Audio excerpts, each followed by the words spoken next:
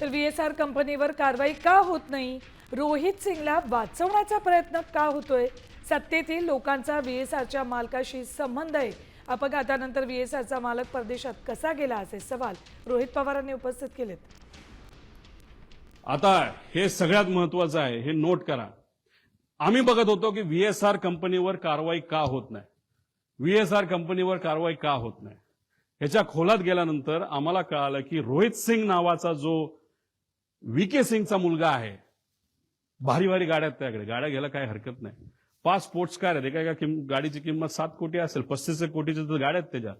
मुंबईचं त्यांचं जे डेलचं जे गेस्ट हाऊस आहे त्याच्या खाली 1-2 गाड्या लावल्यात, बाकी कुठे ते आम्हाला माहित नाही. त्या रोहित सिंगचं लग्न होतं 1.5-2 वर्षापूर्वी मॅरियट जयपूरला, राजस्थानमध्ये. तिथं कोण कोण गेलं होतं? कोणाकडे फोटो? आमच्याकडे काही लोकांकडे फोटो ते माझ्यापर्यंत आले नाहीत, पण येतील. पण ते मी वापरणार नाही, कारण कधी कधी आपण लग्नाला जात असतो. आमचं हे म्हणणं नाही की घातपात करणारे लोक तिथं गेले होते, नाही तर आमचं जे ऑब्जेक्शन ते अजिबात नाही.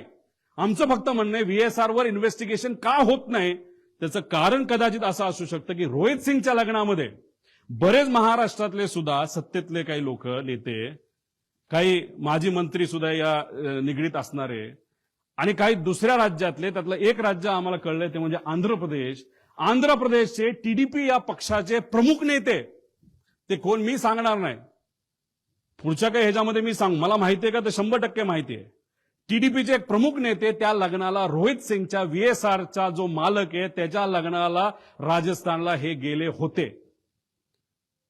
मग व्हीएसआरच्या मालकाच्या मुलाच्या लग्नाला तुम्ही तिथं जाता, आणि आज व्हीएसआर या कंपनीवर जेव्हा ऑब्जेक्शन घ्यायचं असतं, त्याचे ऑपरेशन बंद करायचे असतात, तेव्हा तिथं मंत्री महोदय, टीडीपी या पक्षातले, या देशाचे जे एव्हिएशन मिनिस्टर आहेत, ते कुठेतरी म्हणतात no safety concern with Learjet aircraft VSR venture aviation minister.